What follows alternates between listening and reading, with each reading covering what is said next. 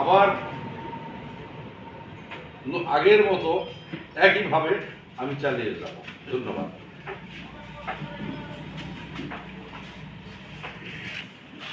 আমি এই ব্যাপারে একবার শক্ত হাতে কিন্তু এটা দমন করি। কোনো প্রকারে অনিয়ম, দুর্নীতি, দুর্নাম যেন আমাদের দ্বারা না হয়, আমি সেই সব কর্মীদেরকে শক্তভাবে আমি দমন করেছি। ইনশাল্লাহ এর ফাঁকে ফোঁকে দুই একজন এদিক ওদিকে একটু টুকটাক করেছে, যেটা আমাদের কানে আসেনি বা আমাদের নলেজে আসেনি, যার জন্য কিছু বিচ্যুতি হয়েছে। দোয়া করবেন সামনের দিকে আমাদের নেতা জনাব তারেক রহমান সাহেব, উনি কিন্তু প্রায় বক্তব্য বলেন কোনো প্রকার অন্যায়, দুর্নীতি, অনিয়ম করার সুযোগ নাই। উনি শক্তভাবে দমন করবেন। উনি শক্ত আছেন। উনি ইতিমধ্যে অনেককে দল থেকে বহিষ্কার করে দিয়েছেন।